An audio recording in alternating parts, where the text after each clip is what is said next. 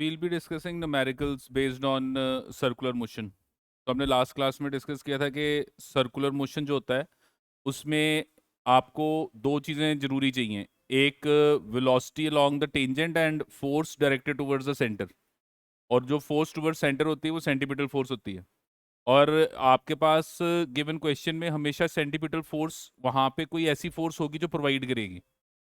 तो ये देखो क्वेश्चन देखो, small object of mass m is tied to a string of length L and is whirled around in a horizontal circle of radius r at constant speed v। तो हमारे पास ये एक given string है और इस string के and पे एक मास है, और हमने क्या किया है, यहाँ से स्ट्रिंग को फिक्स किया हुआ है और इस मास को हम ऐसे सर्कल में घुमा रहे हैं, इसको हम ऐसे सर्कल में घुमा रहे हैं। The center of the circle is vertical below to the point of support।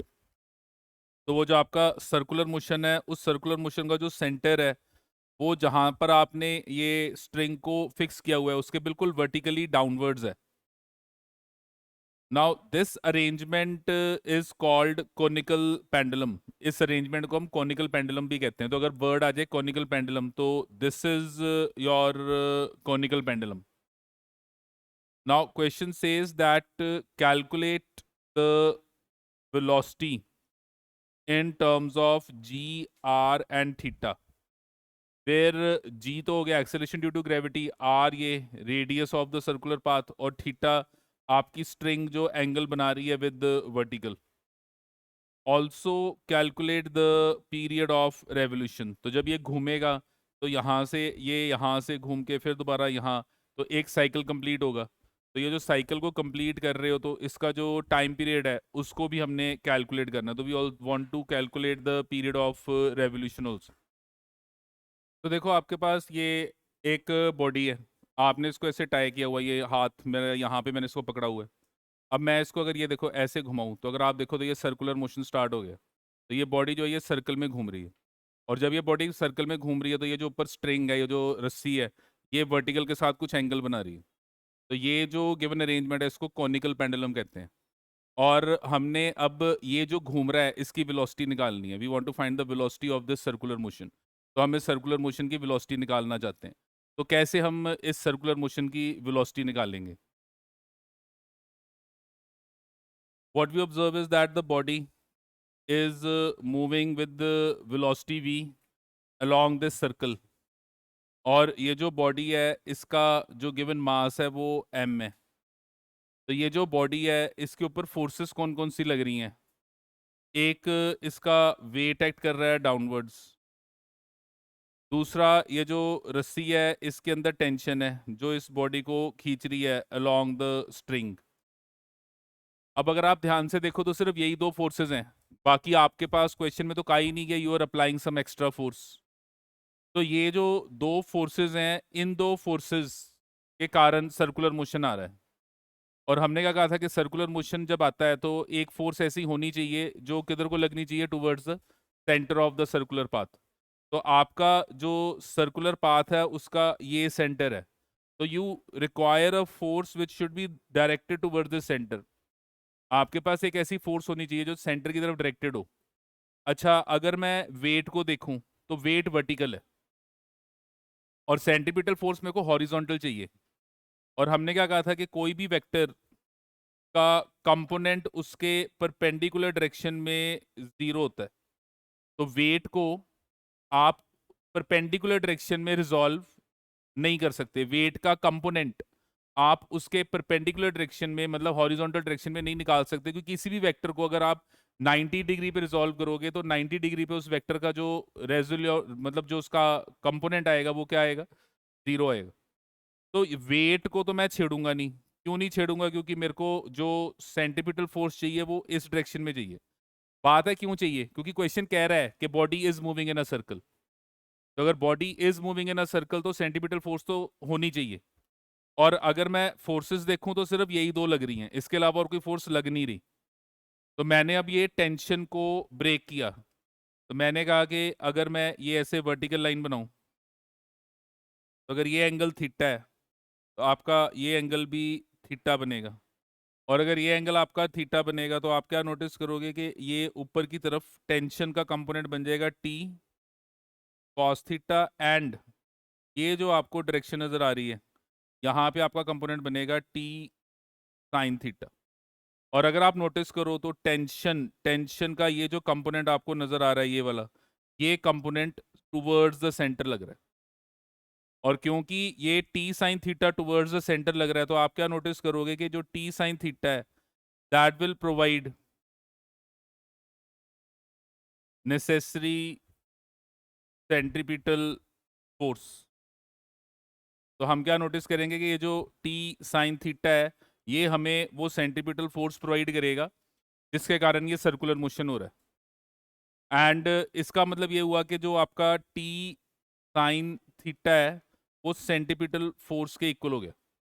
और हमने क्या कहा था कि सेंट्रीपिटल फोर्स की जो वैल्यू होती है that is M we square by r, where m is mass of the body which is moving in a circle, v is the velocity with which it is moving in a circle, r is the radius of the circular path। या फिर इसको आप ऐसे भी लिख सकते हो m r omega square, where omega is the angular velocity. और हमने लास्ट क्लास में ये भी डिस्कस किया था कि जो ओमेगा होता है उसकी वैल्यू होती है 2 पाई बाय कैपिटल टी, और इट इज 2 पाई न्यू। तो हमने यहाँ पे क्या नोटिस किया, हमने यहाँ पे नोटिस किया कि ये जो टी साइन थीटा है वो हमारा सेंटीमीटर फोर्स हो गया, एंड उसके अलावा बाकी फोर्सेस बैलेंस होनी चाहिए। क्यों बैलेंस होनी चाहिए? क्योंकि बॉडी जो है वो आपकी गिवन सर्कल में मूव कर रही है विद कांस्टेंट स्पीड। तो अगर कांस्टेंट स्पीड से मूव कर रही है तो इसका मतलब कि सेंटीपिटल फोर्स ही चाहिए, बाकी सारी फोर्सेस बैलेंस होंगी। और अगर बाकी सारी फोर्सेस बैलेंस होंगी तो अब आप क्या नोटिस करो, ये टी कॉस थीटा और ये एम जी ऐसे वर्टिकल लग रहे हैं, और अगर ये दोनों एक दूसरे को बैलेंस कर देंगे यहाँ पे तो वर्टिकल कोई फोर्स नहीं होगी, फोर्स सिर्फ हॉरिजॉन्टल में होगी जो आपको सेंटीपिटल फोर्स दे रही है, सर्कल में घुमा रही है। तो यहाँ पे हम क्या नोटिस करेंगे कि ये जो टी कॉस थीटा है वो एम जी के इक्वल है, और ये इसलिए एम जी के इक्वल है क्योंकि बॉडी जो है वो हॉरिजॉन्टल में घूम रही है, वर्टिकल वो ऊपर या नीचे नहीं जा रही। तो क्योंकि बॉडी वर्टिकल ऊपर या नीचे नहीं जा रही तो आप क्या नोटिस कर रहे हो कि अपवर्ड डाउनवर्ड फोर्स बैलेंस हो रहे हैं, इसीलिए बॉडी सर्कल में घूम रही है which is in horizontal plane.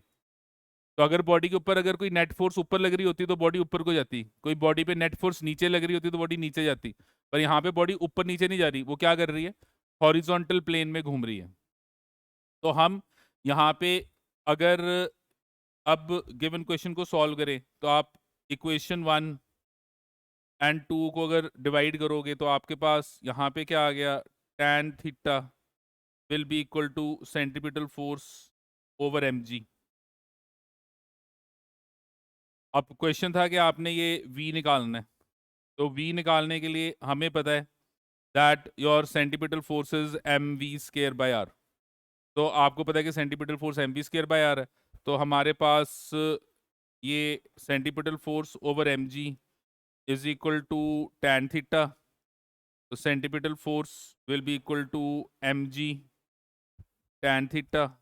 Centripetal force की वैल्यू मैं यहाँ पे M we square by R is equal to M G tan theta put कर दूंगा, m एंड m कैंसिल हो गया, तो मेरे पास यहाँ पर ये जो गिवन रिलेशन है ये आ गया, वी स्केयर जो है that is equal to r into g tan theta. तो जो v है उसकी वैल्यू आ गई under root of r into g tan theta. तो ये आपका रिक्वायर्ड आंसर आ गया। क्वेश्चन था कि v की वैल्यू निकालो in terms of g r and theta. तो this is the value of v in terms of G R and theta. तो आपकी बॉडी जो घूम रही है वो इस पर्टिकुलर वेलोसिटी के साथ घूम रही है, that is v is equal to r into g tan theta. हाँ जी, क्लियर है? देखो कैसे किया इसको। सेकेंड पार्ट है कि also calculate the period of revolution. तो हमने time period of revolution calculate करना है। तो time period of revolution calculate करने के लिए मैं दोबारा इसी रिलेशन को उठाऊंगा, और अब जब मैं ये रिलेशन उठा रहा हूँ तो आपका सेंटीमीटर फोर्स जो है वो एम जी tan थीटा आ गया, और मैंने अब टाइम पीरियड निकालना है। तो टाइम पीरियड के लिए मैं सेंटीमीटर फोर्स की जो वैल्यू उठाऊंगा that is m r omega square is equal to M g tan theta. ऐसे क्यों कर रहा हूँ? बिकॉज ओमेगा की जो वैल्यू है दैट इज 2 पाई/कैपिटल टी। तो आपको टाइम पीरियड चाहिए, तो टाइम पीरियड कहाँ से आएगा? टाइम पीरियड ओमेगा से आएगा। तो सेंटीमीटर फोर्स के दो फॉर्मूले हैं, एक m we square by are है और एक एम आर ओमेगा स्केयर है। तो अगर मैं अब ये दूसरा फॉर्मूला लगाऊं एम आर ओमेगा स्केयर, तो ये M, and from here the value of omega square जो है वो G tan theta over R, and omega की जो वैल्यू है वो under root of G tan theta over R, and omega is equal to 2 pi capital T. So the value of capital T will be equal to 2 pi under root of R over G tan theta. तो ये हमारे पास given time period of revolution का result आ गया। तो time period of revolution जो बनेगा that will be T is equal to 2 pi under root of R by G tan theta. तो ये हमारा रिक्वायर्ड आंसर आ गया। अब हमने क्या कहा था कि इसको हम कॉनिकल पेंडुलम कहते हैं। तो कॉनिकल पेंडुलम में जनरली आपको क्या आएगा? आपको एग्जामिनर ऐसे कहेगा कि ये ऐसे एक, ये आपको कहेगा एग्जामिनर के ये एक लेंथ है, ये एल है, ये लेंथ एल है, आपने इसको ऐसे फिक्स किया हुआ है और आप इसको ऐसे घुमा रहे हो। तो अब जब ये आपके पास लेटे से बॉडी घूम रही है, तो जब ये बॉडी आपके पास देखो घूम रही है, तो यहाँ पे आपको सर्कल का रेडियस नहीं पता, पर आपको स्ट्रिंग की लेंथ पता है। क्योंकि ये जब घूम रही है तो you don't know the radius of the circle. ये तो पता है कि ये सर्कल में घूम रही है, आपको नजर आ रहा है कि सर्कल में घूम रही है, पर आप उसका रेडियस निकालना पड़ेगा। लेकिन अगर आपको लेंथ के टर्म्स में आंसर निकालना है, तो फिर आप लेंथ के टर्म्स में कैसे आंसर निकालोगे? क्योंकि आपको ये गिवन लेंथ जो है ये क्वेश्चन में दी होगी। तो अगर मैं इसी आंसर को लेंथ के टर्म्स में निकालना चाहता हूँ, तो मैं यहाँ पे देखो ये ट्रायंगल ले लूंगा, और अगर मैं ये ट्रायंगल कंसिडर करूँ तो ये राइट एंगल ट्रायंगल बन रहा है। और जब ये राइट एंगल ट्रायंगल बन रहा है, तो इस राइट एंगल ट्रायंगल में आप क्या नोटिस कर रहे हो? ये आपका थीटा है, और ये थीटा के सामने ये आपका radius of the circular path, तो ये आपका R radius of circular path. तो आपका जो ट्रायंगल है वो ये बन गया, this is L, this is R, this is theta. तो what is sine theta? Sine theta will be equal to R over L. तो what is the value of R? R will be equal to L sine theta. तो हम यहाँ पे क्या करेंगे? Are की value put कर देंगे, और जब हम यहाँ पे आर की वैल्यू पुट करेंगे तो आपका ये आंसर आ गया 2 pi under root of r को मैंने पुट कर दिया l sine theta over g. अभी जो टैन थीटा है, टैन थीटा को अगर मैं लिखूं तो it is sine over cos. तो ये बन गया साइन ओवर कॉस, और ये साइन साइन कैंसिल हो गया। तो हमारे पास ये जो कोनिकल पेंडुलम है, इसका जो टाइम पीरियड आया उसका एक और फॉर्मूला बन गया 2 pi under root of L cos theta by G. तो समटाइम्स हमें एमसीक्यू क्वेश्चन आएंगे और उसमें ये चॉइस में ये आंसर होगा। और ये दोनों में फर्क क्या है? ये जो आप आंसर देख रहे हो, इसमें ये रेडियस ऑफ द सर्कल है जिसमें वो बॉडी घूम रही है, और ये जो आप देख रहे हो इसमें जो एल है, ये वो लेंथ है ऑफ द स्ट्रिंग, जिस स्ट्रिंग के साथ आपकी बॉडी जुड़ी हुई है। तो the time period of a conical pendulum will be equal to 2 pi under root of L cos theta by G. तो ये आपका रिक्वायर्ड आंसर है। हाँ जी, क्लियर है? देखो कैसे सॉल्व किया इसको।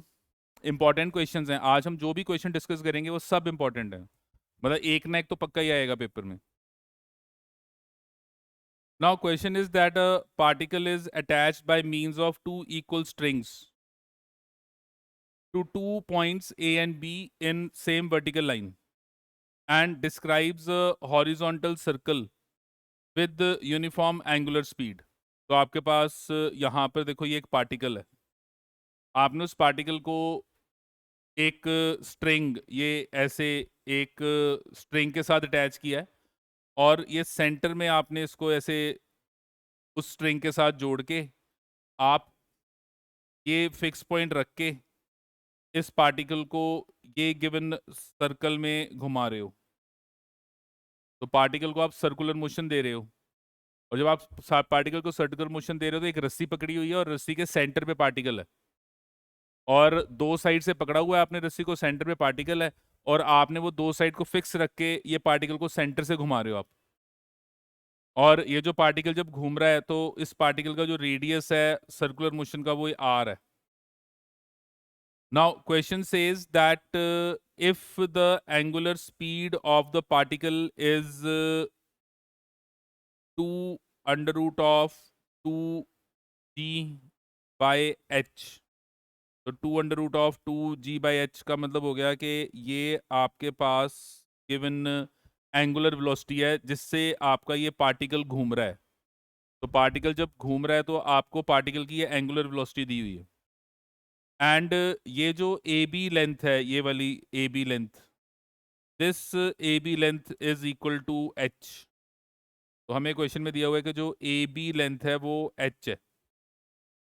तो इसका मतलब ये हुआ कि अगर मैं सेंटर से यहाँ से देखूँ तो O A and O B will be equal to h/2। Why h/2? क्योंकि ए बी लेंथ h है और आपका जो पार्टिकल है वो बिल्कुल सेंटर से आपने पकड़ के घुमाया है, तो यहाँ पे जो पार्टिकल है वो इस पूरे ए बी के सेंटर पे है। और जब सेंटर पे है तो आपके पास यहाँ पर आप क्या नोटिस कर रहे हो कि O A and O B will be equal to h/2। Now question says that show that the ratio of the tensions in the string is 5:3। तो यहाँ पे जो टेंशन है वो T1 है, यहाँ पे जो टेंशन है T2 है, और क्वेश्चन कह रहा है कि ये शो करो कि T1 ओवर T2 की वैल्यू 5/3 है, ये हमने शो करना है। तो हमें क्वेश्चन ये भी आ सकता है कि find the ratio of T1 and T2। यहाँ तो चलो कहा हुआ है कि शो कि ये इसके इक्वल है, समटाइम्स ये भी आ जाएगा कि टेंशन की रेशियो निकालो। तो अब कैसे निकालेंगे? तो पहले तो देखो फोर्सेस कौन कौन सी लग रही हैं। तो ये जो पार्टिकल आपको नज़र आ रहा है इस पे अगर मैं फोर्सेस को ऑब्जर्व करूं तो एक तो इस पार्टिकल का वेट है जो डाउनवर्ड्स एक्ट कर रहा है। तो ये जो पार्टिकल है इसका वेट एक्ट कर रहा है डाउनवर्ड्स। उसके अलावा और कौन सी फोर्स है? ये टेंशन T1 जो ऊपर वाली रस्सी में है, फिर ये टेंशन T2 जो नीचे वाली रस्सी में है। और क्योंकि ये दोनों स्ट्रिंग्स की लेंथ इक्वल है और पार्टिकल बिल्कुल सेंटर पे है, तो आप क्या नोटिस करोगे कि दोनों साइड से जो एंगल बनेगा वो सेम बनेगा। ये दिया हुआ है कि दोनों साइड से एंगल आपका सेम है क्योंकि वो स्ट्रिंग इक्वल लेंथ्स की हैं जो आपने जोड़ी हैं। तो यहाँ पर हम क्या नोटिस करेंगे कि ये जो गिवन लाइन, अगर मैं ऐसे ये वर्टिकल लाइन बनाऊं तो मैं क्या नोटिस करूंगा, ये एंगल मेरा ये भी थीटा आएगा और ये एंगल मेरा ये भी थीटा आएगा। और अगर मैं अब इस टेंशन को रिजॉल्व करूं तो टेंशन के दो कंपोनेंट्स आ जाएंगे। ये ऊपर जो T1 है इसके दो कंपोनेंट्स आ गए, एक आ गया T1 कॉस थीटा, दूसरा आ गया T1 साइन थीटा। ऐसे ही ये जो T2 है इसके भी दो कंपोनेंट्स बनेंगे, और जब इसके दो कंपोनेंट्स मैं देखूंगा तो इसके जो दो कंपोनेंट्स बनेंगे,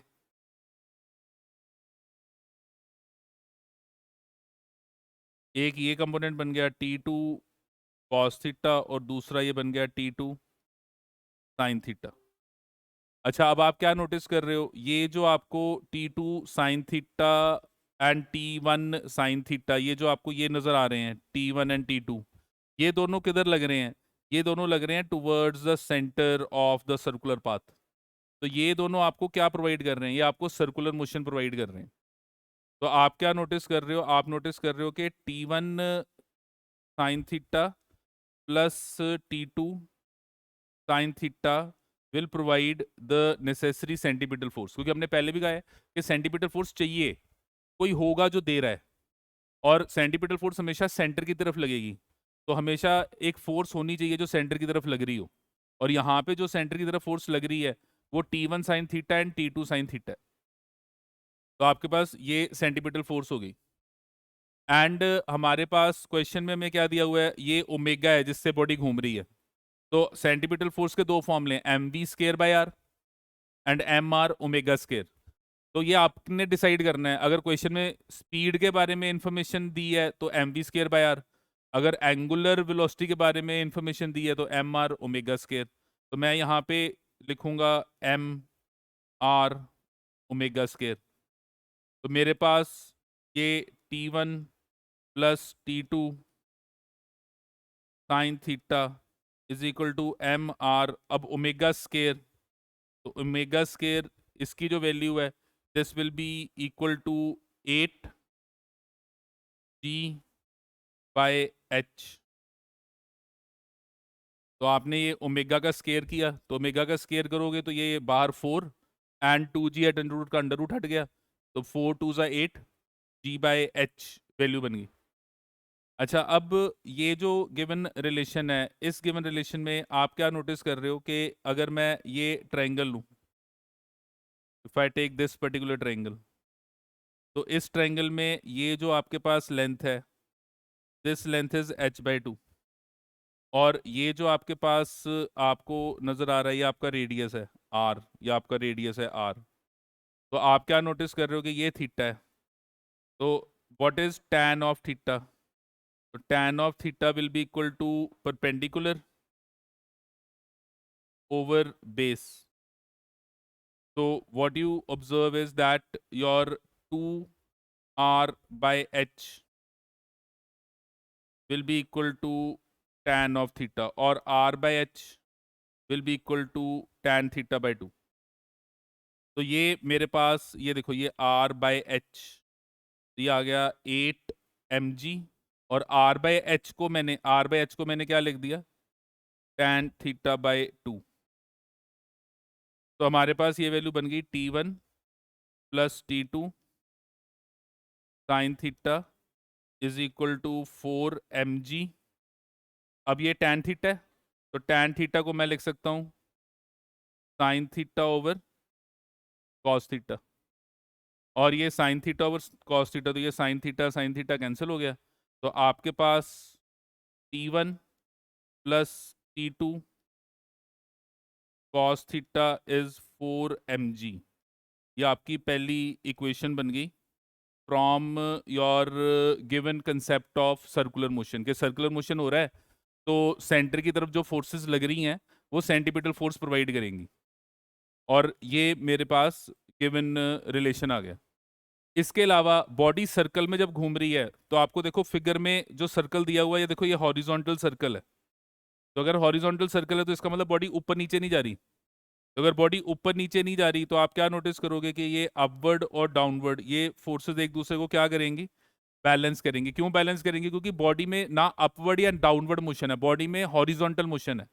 अगर नेट फोर्स ऊपर को लगी तो बॉडी को ऊपर जाना चाहिए, नेट फोर्स नीचे लगी बॉडी को नीचे जाना चाहिए। अगर बॉडी ऊपर नीचे नहीं जा रही, हॉरिजॉन्टल घूम रही है, तो ऊपर और नीचे वाली फोर्सेस बैलेंस हो रही है, नेट फोर्स बैलेंस हो रही है इन वर्टिकल डायरेक्शन। तो यहाँ पे आप क्या नोटिस करोगे कि along vertical T1 cos theta will be equal to T2 cos theta plus mg। ये upward force will be equal to downward force. तो अपवर्ड फोर्स जो है वो T1 cos theta, downward force जो है वो T2 cos theta plus mg। तो ये जो आपके पास रिलेशन आ रहा है, इस रिलेशन में आप क्या नोटिस करोगे, इस रिलेशन में आप नोटिस करोगे कि ये T1 minus T2 cos theta will be equal to mg। तो ये हमारे पास ये दूसरी इक्वेशन आ गई। तो this is your second equation.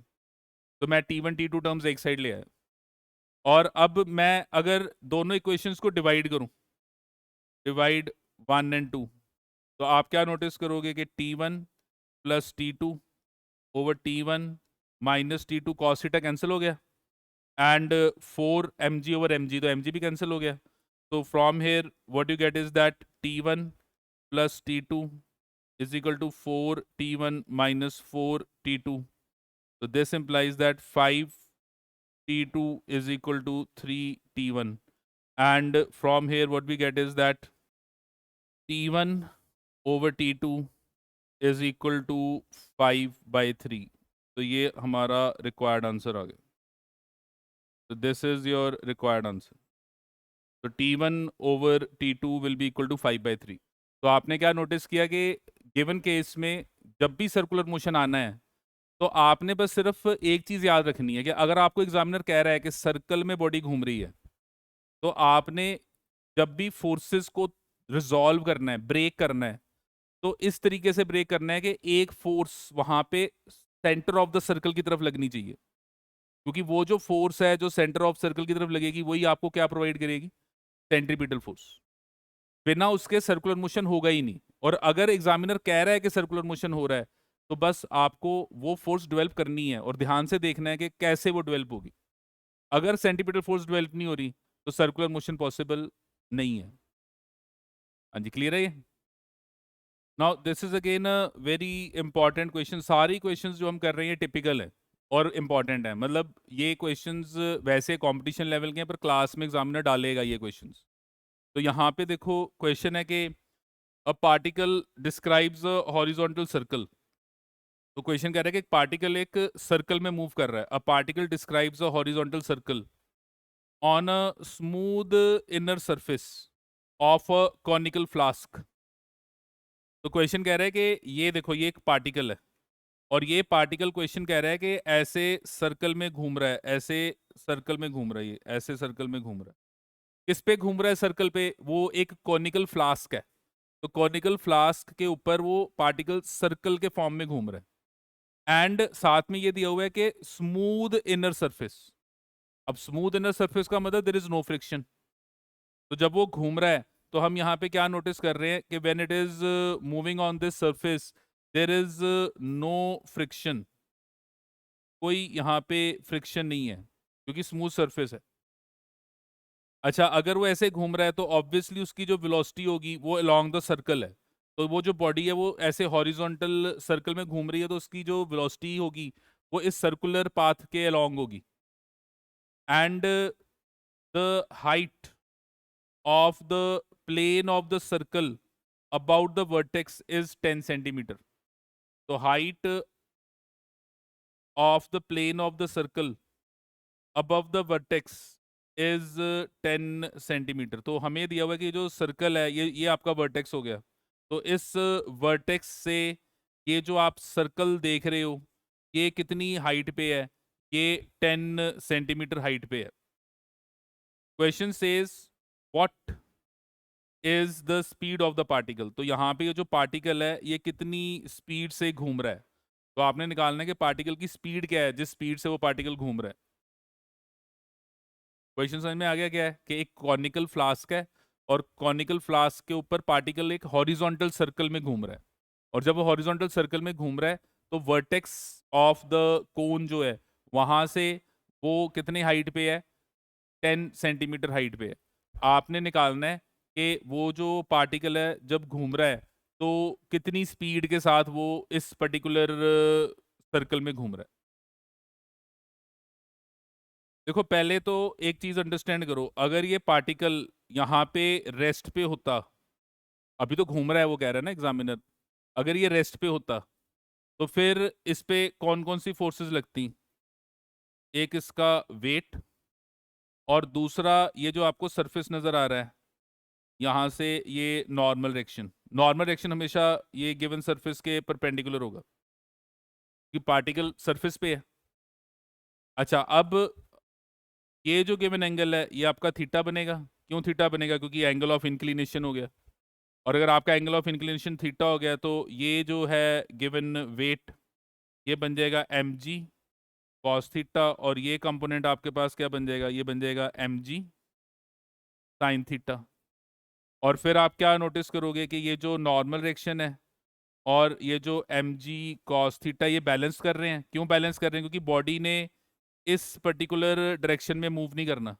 Body ने कैसे मूव करना है? ऐसे नीचे को आना है, ऐसे नीचे को आना है और नीचे को आके ये बॉडी ने ऐसे नीचे को आके यहाँ से निकल जाना है। तो ये जो बॉडी है ये नीचे आएगी तो कितने एक्सेलरेशन से नीचे आएगी? तो आप क्या नोटिस करोगे कि mass into acceleration will be equal to M g sine theta, क्योंकि फ्रिक्शन तो है नहीं यहाँ पे। और अगर फ्रिक्शन है नहीं तो इसने नीचे आना है विद दिस पर्टिकुलर एक्सेलरेशन।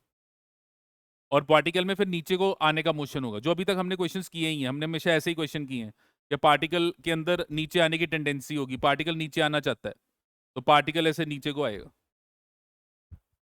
पर अब जो क्वेश्चन है वो डिफरेंट है। अब क्वेश्चन वो कह रहा है कि पार्टिकल नीचे नहीं आ रहा। वो कह रहा है कि पार्टिकल जो है वो पहले ही मोशन में है, वो रेस्ट पे नहीं है। पहले ही किस में है? मोशन में है। पहले ही मोशन में है। और वो जो पहले ही मोशन में है वो पहले ही मोशन में कैसे है, तो क्वेश्चन कह रहा है वो पहले ही मोशन में ऐसे है, ये ऐसे है, तो वो पार्टिकल पहले ही मोशन में ये ऐसे है, वो पार्टिकल ये ऐसे मूव कर रहा है। और जब पार्टिकल ऐसे मूव कर रहा है तो ये आपका वो सेंटर हो गया जिसके अबाउट वो पार्टिकल मूव कर रहा है। तो हमारे पास ये हमारा पार्टिकल है और हमारा ये जो पार्टिकल है ये यहाँ पे मूव कर रहा है विद वेलोसिटी v, और इसमें पहले ही मोशन है और पहले ही ये motion along the horizontal plane है। अब फोर्सेस कौन कौन सी लग रही हैं? तो फोर्सेस कौन कौन सी लग रही हैं? एक तो लग रहा है पार्टिकल का वेट, और पार्टिकल का वेट कहाँ लगेगा? डाउनवर्ड्स। अच्छा, उसके अलावा क्या लग रहा है? उसके अलावा ये जो गिवन सरफेस है जिसके ऊपर आपका पार्टिकल है, उस सरफेस पे नॉर्मल रिएक्शन, तो ये नॉर्मल रिएक्शन लग रही है। देखो जो पहले मैंने फोर्सेस बनाई थी अभी भी वही लग रही हैं। पहले भी वेट नीचे लग रहा था और नॉर्मल रिएक्शन गिवन सरफेस के परपेंडिकुलर ही लग रहा था, अभी भी ऐसे ही लग रहा है। पर पहले जो मैंने क्वेश्चन अभी किया था उसमें बॉडी रेस्ट पे थी, अभी मेरे को दिया हुआ है कि बॉडी रेस्ट पे नहीं है, बॉडी क्या कर रही है? सर्कल में घूम रही है। अच्छा, अगर बॉडी सर्कल में घूम रही है, मेरे को क्वेश्चन में दिया हुआ है कि सर्कल में घूम रही है, तो अगर बॉडी सर्कल में घूम रही है तो मेरे को सेंटीपिटल फोर्स चाहिए, और सेंटीपिटल फोर्स किधर को चाहिए? मेरे को सेंटीपिटल फोर्स इस डायरेक्शन में चाहिए, ये वाली इस डायरेक्शन में चाहिए। अब अगर आप वेट को ब्रेक करोगे जैसे आप हमेशा करते हो, अगर आप वेट को ब्रेक करोगे तो वेट को ब्रेक करने पे बॉडी में सर्कुलर मोशन नहीं आएगा, बॉडी में नीचे आने वाला मोशन आएगा। तो मैं वेट को अब रिजॉल्व नहीं करूंगा, क्योंकि अगर मैंने वेट को रिजॉल्व किया तो सर्कुलर मोशन तो पॉसिबल ही नहीं होगा, और सर्कुलर मोशन पॉसिबल तब है जब फोर्स किधर लग रही है? हॉरिजॉन्टल डायरेक्शन में। सेंटीपिटल फोर्स किधर लग रही है? Towards the centre of the circle, और वो सर्कल किधर बन रहा है? हॉरिजॉन्टल में। और वेट किधर है? वर्टिकल। तो वेट का कंपोनेंट कभी भी इस डायरेक्शन में नहीं आएगा। क्यों नहीं आएगा? क्योंकि वेट वर्टिकल है और ये लाइन हॉरिजॉन्टल है। 90 डिग्री पे कोई भी वेक्टर का कंपोनेंट नहीं बनता। तो अब मैं क्या करूंगा? इस नॉर्मल रिएक्शन को रिजॉल्व करूंगा, और यहां पे अगर ये एंगल आपका थीटा बन रहा है, ये एंगल भी आपका वर्टिकली ऑपोजिट एंगल थीटा हो गया, और अगर ये एंगल आपका वर्टिकली ऑपोजिट थीटा हो गया, तो आप क्या नोटिस करोगे कि ये जो एन है इसके दो कंपोनेंट्स बन जाएंगे। एक बन जाएगा एन कॉस थीटा, और एक ये कंपोनेंट बनेगा, और ये जो कंपोनेंट बन रहा है ये कंपोनेंट आपके पास बनेगा एन साइन थीटा।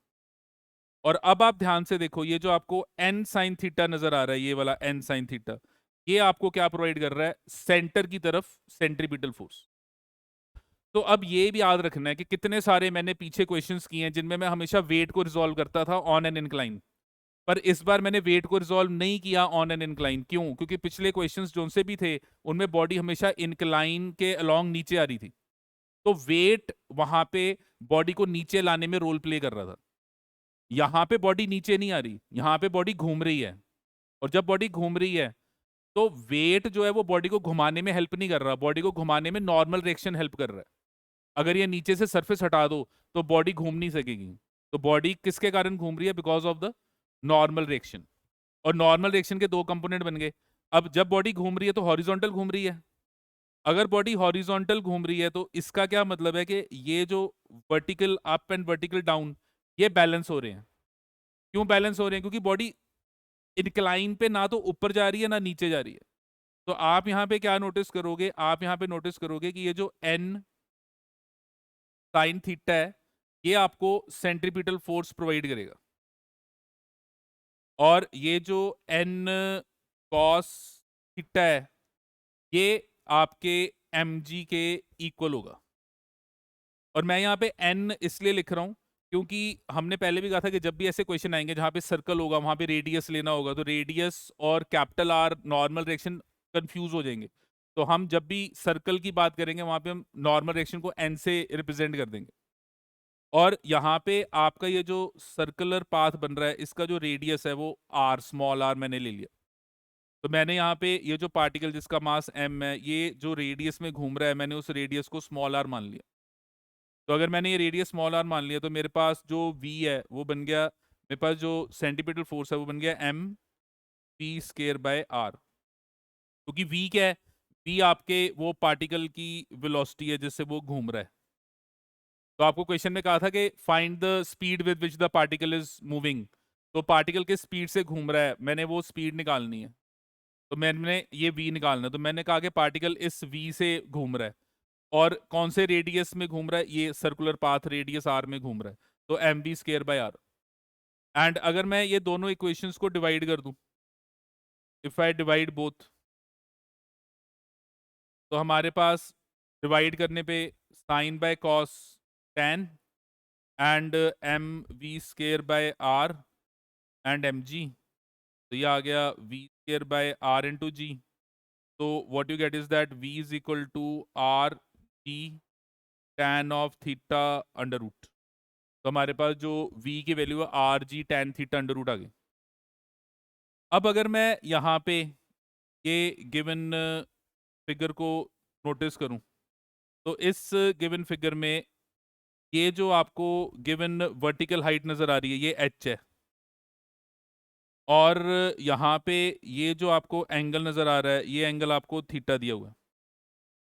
तो हमारे पास अगर मैं इस ट्रायंगल को ऑब्जर्व करूं ऐसे, ये जो फिगर है इस ट्रायंगल को अगर मैं ऑब्जर्व करूं, तो मैं क्या नोटिस कर रहा हूं कि इस गिवन ट्रायंगल में ये आपकी हाइट आ गई कि आपका सर्कल वर्टेक्स से एच हाइट पे है और सर्कल का रेडियस आर है, एंड ये हॉरिजॉन्टल ये जो एंगल बन रहा है ये जो एंगल बन रहा है ये एंगल आपका कितना बन रहा है, थीटा। तो आपके पास ये एंगल क्या बन गया, theta. And what will be tan of theta, तो tan theta will be equal to perpendicular over base. तो मैंने ये tan थीटा की वैल्यू यहाँ पे पुट कर दी। तो अगर मैं tan थीटा की वैल्यू यहाँ पे पुट करता हूँ, तो मेरे पास जो v है that is equal to R G into H by R under root. तो आर आर कैंसिल हो गया, तो v will be equal to G H under root. तो ये मेरा गिवन आंसर आ गया कि with how much speed the particle is moving, तो particle is moving with the speed of under root of ji H. Competitions में हम ये बात याद रखेंगे कि एक कॉर्निकल फ्लास्क है और कॉर्निकल फ्लास्क में आपने एक पार्टिकल को एक हाइट एच पे v स्पीड दे के गोल घुमाया है, तो फिर वो v स्पीड की वैल्यू क्या होगी, तो वो v स्पीड की हम डायरेक्ट ये वैल्यू याद रखेंगे, क्या होगी, under root of ji h. तो मेरे पास क्वेश्चन आ गया कि मेरी जो गिवन स्पीड है वो कितनी है, तो मैंने निकाल लिया आंसर कि स्पीड कितनी है, under root of ji h. तो यहाँ पे हमें क्वेश्चन में h दिया हुआ है, तो h की वैल्यू जो आएगी that is 10 centimetre means 0.1 metre, तो 10 इंटू 0.1, तो 1 मीटर पर सेकेंड। तो particle will be moving with a speed of 1 metre per second. तो यहाँ पे पार्टिकल की जो स्पीड है, ये जो स्पीड है वो 1 मीटर पर सेकेंड की है, जब ये घूम रहा है, किसके ऊपर घूम रहा है, इस कॉनिकल फ्लास्क पे घूम रहा है। हाँ जी, क्लियर है कैसे किया सॉल्व। अब ये बहुत ज़्यादा इंपॉर्टेंट क्वेश्चन है, ये भी कंपटीशन का क्वेश्चन है, टिपिकल क्वेश्चन है। क्वेश्चन क्या है कि a disc revolves with a speed of 33 1/3 revolutions per minute. तो एक डिस्क है और वो घूम रहा है डिस्क, तो आपके पास ये डिस्क है और ये डिस्क ऐसे घूम रहा है, और ये जो डिस्क है ये जब घूम रहा है तो इसकी एंगुलर वेलोसिटी कितनी है, 33 1/3 रेवोल्यूशंस पर मिनट। पर अब मेरे को एक चीज देखनी पड़ेगी कि यहाँ पे स्पीड लिखा हुआ है, और स्पीड जब आपको दी है तो वो मीटर पर सेकंड में अगर दी है तो फिर वो v है, पर ये मीटर पर सेकंड में नहीं दिया हुआ। अच्छा, अगर वो रेडियन पर सेकंड में दी होती तो फिर वो होना था ओमेगा। तो यहाँ पे जैसे मैंने ओमेगा लिखा है तो ये ओमेगा भी नहीं है। क्यों नहीं है, क्योंकि जब मैंने देखा यहाँ पे अरे रेवोल्यूशंस पर मिनट, तो रेवोल्यूशंस पर मिनट ओमेगा नहीं होता। तो रेवोल्यूशंस पर मिनट अगर ओमेगा नहीं होता तो रेवोल्यूशंस पर मिनट फिर क्या होता है, तो रेवोल्यूशंस पर मिनट जो होती है वो फ्रीक्वेंसी होती है।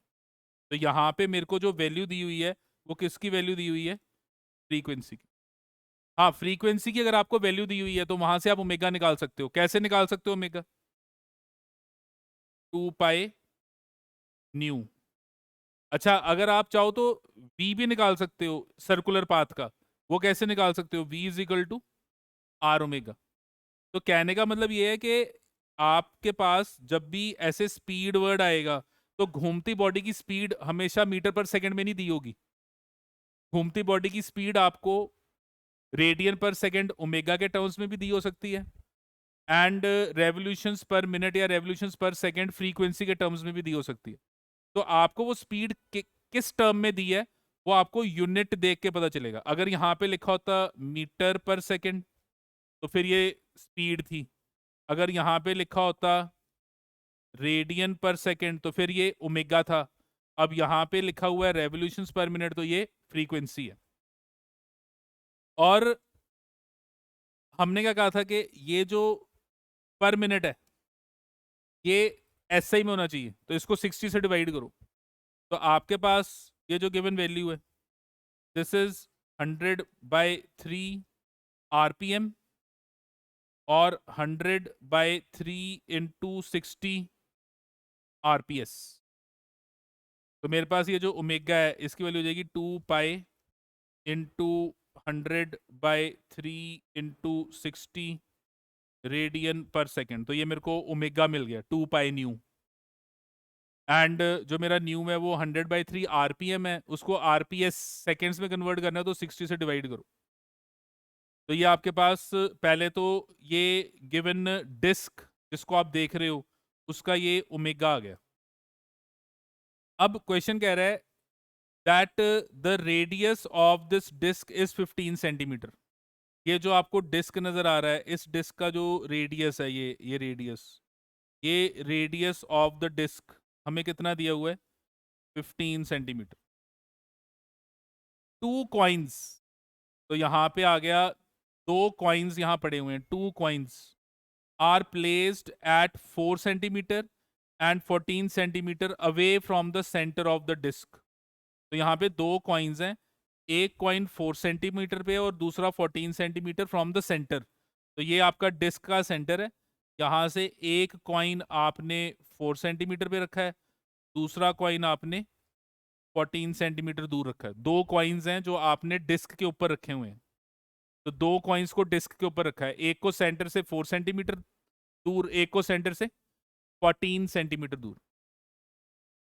If coefficient of friction between the coins and the disc is 0.15, तो अब यहाँ पे ये जो सरफेस है ये रफ है क्योंकि आपको फ्रिक्शन दी हुई है। Friction between the disc and the coin is 0.15। Which of the coins will revolve with the disc? तो कह रहा है ये 4 और 14 में से कौन सा कॉइन डिस्क के साथ गोल गोल घूमेगा? Which of the coins will revolve with the disc? तो डिस्क घूम रही है, डिस्क के ऊपर कॉइन है। क्वेश्चन कह रहा है अगर डिस्क घूम रही है तो उसके ऊपर जो कॉइन है वो अब देखना है कि वो डिस्क के साथ घूमेगा कि नहीं घूमेगा। अच्छा, अगर कॉइन डिस्क के साथ घूमेगा तो that coin is at rest on the disc. Why? Disc घूम रही है, साथ में कॉइन भी घूम रहा है, तो फ्रॉम डिस्क अगर आप कॉइन को देखोगे तो कॉइन इज एट रेस्ट। और अगर डिस्क घूम रही है पर ऊपर कॉइन उस पर नहीं घूम रहा तो फिर वो स्लाइड करने लग गया है। किस पे स्लाइड करने लग गया है? डिस्क पे। क्यों स्लाइड करने लग गया? क्योंकि साथ में घूमने के लिए उसको डिस्क वाला मोशन रखना पड़ेगा। और डिस्क वाला मोशन कब होगा? जब डिस्क और कॉइन एक बन के घूम रहे हैं। तो यहाँ पे अगर डिस्क के ऊपर कॉइन डिस्क के साथ घूम रहा है तो फिर that coin is at rest, sliding motion शुरू नहीं हुआ। और अगर वो उस डिस्क के साथ नहीं घूम रहा तो फिर इनके बीच में क्या शुरू हो गया? Sliding motion. तो मेरे पास देखो ये डिस्क है, मैं इस डिस्क को ऐसे नोटिस कर रहा हूं कि ये घूम रहा है डिस्क। इस डिस्क के ऊपर मैंने एक कॉइन या एक बॉडी ले ली और इस बॉडी का लेटे से मास m है और मैंने इस गिवन बॉडी को at distance r away from the centre रखा। जैसे क्वेश्चन था एक 4 सेंटीमीटर एक 14, तो दो अलग अलग निकालने से बेटर मैंने कहा यार एक बॉडी ले लो, उसको डिस्क पे रखो और आर डिस्टेंस पे रखो। सेंटर से मैंने आर डिस्टेंस पे रख दिया। अच्छा, अब यहां पर if the body rotates along with disc, अगर ये बॉडी डिस्क के साथ ही घूम रही है तो इसका क्या मतलब है? इसका मतलब है कि the body is at rest with respect to disc. इसका क्या मतलब है? दिस मीन्स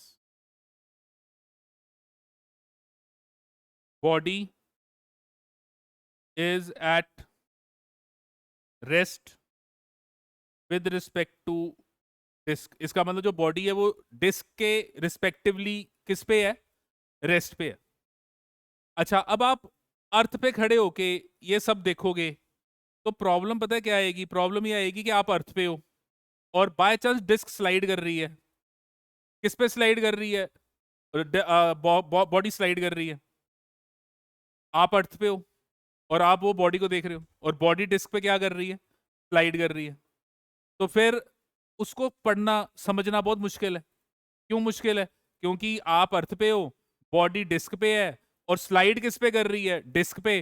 तो अर्थ से उसको स्टडी करना बहुत डिफिकल्ट हो जाएगा।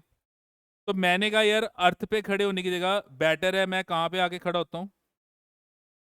डिस्क पे। तो मैं इस सारे मोशन को कहां से स्टडी कर रहा हूं? डिस्क। तो if we study body with respect to disc, तो मैं डिस्क पे खड़ा हो गया। अच्छा, अब अगर मैं चाहता हूं कि ये बॉडी डिस्क के ऊपर रोटेट करे तो इसका मतलब स्लाइडिंग मोशन शुरू नहीं हुआ। अगर स्लाइडिंग मोशन शुरू नहीं हुआ तो इसका मतलब ये जो बॉडी है वो डिस्क के ऊपर क्या है? रेस्ट। ठीक है। तो if body rotates with disc then body is at rest on disc. तो ये मैंने डिस्क के ऊपर खड़े होके मोशन को पढ़ना शुरू किया और जब मैंने खड़े होके पढ़ना शुरू किया तो मैंने कहा कि यार केस ले लो कि ये साथ में घूम रहा है। तो अगर ये साथ में घूम रहा है तो इसका क्या मतलब है? कि ये अभी डिस्क के ऊपर क्या है? रेस्ट पे है। अच्छा, अब फोर्सेस देखो कौन कौन सी हैं। तो एक फोर्स कौन सी लग रही है? वेट। दूसरा क्या लग रहा है? Normal reaction. अच्छा, अब इसके अलावा कोई और फोर्स? तो आप देखो आप मोशन को कहां से पढ़ रहे हो? डिस्क। और डिस्क क्या कर रहा है? रोटेट। और कोई चीज कब रोटेट करती है? जब उस पर क्या लगती है? Centripetal force. सेंट्रीपिटल फोर्स कहाँ लगेगी? Towards the centre. तो हम यहाँ पे क्या नोटिस कर रहे हैं कि disc will experience centripetal force. Why it will experience centripetal force? Because it is rotating. और मैं कहाँ पे खड़ा हूं? मैं एक डिस्क पे खड़ा हूं जो एक्सेलरेट कर रहा है।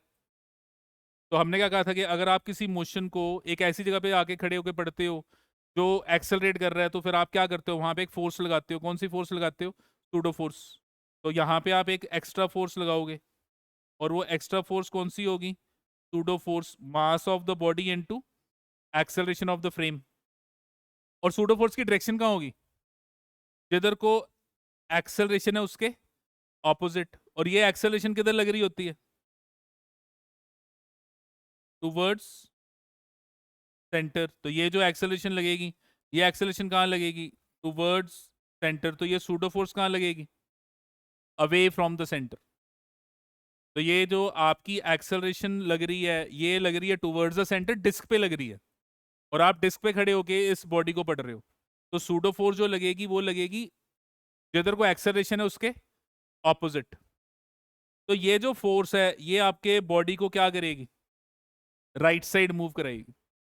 इसकी कोशिश है कि बॉडी ऐसे मूव करे और ये नीचे गिर जाए। लेकिन हमने क्या नोटिस किया कि यहाँ पे क्या है? फ्रिक्शन। और फ्रिक्शन आपको आगे जाने से क्या करेगा? रोकेगा। तो फ्रिक्शन ये बॉडी को स्लाइड होने से रोकेगा। और स्लाइड हमेशा जिधर को बॉडी जाना चाहती है फ्रिक्शन उसके ऑपोजिट लगेगी।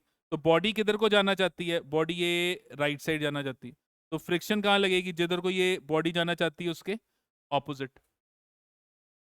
और आपको क्या नजर आ रहा है कि ये बॉडी रेस्ट पे है, तो अगर ये बॉडी रेस्ट पे है तो ये फ्रिक्शन और ये दोनों बैलेंस होने चाहिए, दोनों एक दूसरे को बैलेंस करने चाहिए। तो for body to be at rest, मैं चाहता हूं कि बॉडी रेस्ट पे रहे, तो for body to be at rest, ये जो फोर्स है सूडो फोर्स, इसकी जो वैल्यू है that should be less than और इक्वल टू मैक्सिमम फ्रिक्शन। ऐसे क्यों लिखा मैंने, ये ऐसे मैंने इसलिए लिखा क्योंकि अगर ये सूडो फोर्स मैक्सिमम फ्रिक्शन से ज्यादा हुई तो आपको पता है कि फ्रिक्शन की वैल्यू कभी भी मैक्सिमम से ऊपर नहीं होगी, और अगर वो मैक्सिमम से ऊपर नहीं होगी तो ये बॉडी आगे को क्या करनी शुरू हो जाएगी, स्लाइड। और मैं कह रहा हूं कि बॉडी स्लाइड नहीं कर रही, तो अगर मैं कह रहा हूं बॉडी स्लाइड नहीं कर रही तो उसके लिए कंडीशन ये है कि सूडो फोर्स फ्रिक्शन से हमेशा नीचे होनी चाहिए, और सूडो फोर्स की वैल्यू मैक्सिमम फ्रिक्शन से कम होनी चाहिए। अगर वो मैक्सिमम फ्रिक्शन से कम होगी तो फ्रिक्शन सेल्फ एडजस्टिंग है, वो अपने आप को क्या करेगा, एडजस्ट कर लेगा। And what is this pseudo force, mass of the body into acceleration of the disc. और यहां पे आप क्या नोटिस करोगे कि ये जो मैक्सिमम फ्रिक्शन है इसकी वैल्यू क्या होगी, म्यू इनटू नॉर्मल रिएक्शन। और यहाँ पे ये नॉर्मल रिएक्शन आप क्या नोटिस कर रहे हो कि नॉर्मल रिएक्शन किसके इक्वल है, mg के। तो ये आपके पास गिवन वैल्यू, तो your given acceleration is less than equal to mu into G. और ये एक्सेलरेशन की वैल्यू क्या बनेगी, इसकी एक्सेलरेशन की वैल्यू बनेगी आर ओमेगा स्क्वायर। तो ये बॉडी जब घूम रही है तो वो जो एक्सेलरेशन इस बॉडी पे लगेगी, इस बॉडी पे जो एक्सेलरेशन लगेगी वो क्या लगेगी, आर ओमेगा स्क्वायर। और R omega square is less than equal to mu G. तो R will be equal to less than equal to mu ji by omega square. और ये आपने जो निकाला है ये क्या निकाला है, this is your condition for body to rotate with disc. ये कंडीशन है जिसपे बॉडी डिस्क के साथ रोटेट करेगी, क्योंकि आपने देखो आपने कहा था बॉडी रेस्ट पे है, तो अगर बॉडी रेस्ट पे तो इसका मतलब वो डिस्क के साथ घूम रही है, और डिस्क के साथ कब घूमेगी, जब ये कंडीशन सेटिस्फाई होगी। और इस कंडीशन को अगर आप ध्यान से देखो तो मैक्सिमम वैल्यू ऑफ आर क्या बनेगा, म्यू बाय ओमेगा स्क्वायर। तो maximum value of r for body to rotate with disc is mu ji by omega square. R की वैल्यू जो है वो इस mu ji by omega square से कम है या इसके मैक्सिमम इक्वल है, तो आर की मैक्सिमम वैल्यू ये होगी। तो हम क्या नोटिस कर रहे हैं, ये जो क्वेश्चन आपने अभी सॉल्व किया इसमें आपने क्या नोटिस किया कि for coin to rotate with disc your r maximum will be equal to mu t by omega square. तो आपकी जो वैल्यू होगी वो वैल्यू जो बनेगी that will be equal to mu into by omega square, ये आपकी वैल्यू आ गई। और इसमें अब आपको देखो म्यू दिया हुआ है, कितना दिया हुआ है म्यू, तो ये आर मैक्सिमम 0.15, जी कितना है 10, और ओमेगा की वैल्यू ये आपने निकाल ली है, omega is 2 pi into 100 into 3 into 60। अब ये सारा सॉल्व कर लो, तो जब आप इसको सॉल्व करोगे तो this value comes out to be 12.3।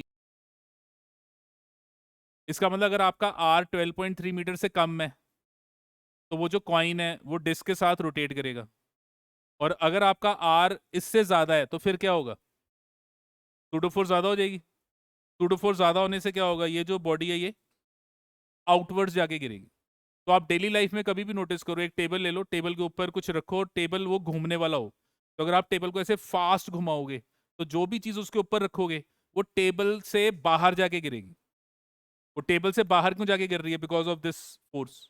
और अगर आप धीरे धीरे टेबल घुमाओगे तो वो बॉडी भी साथ साथ में क्या करेगी?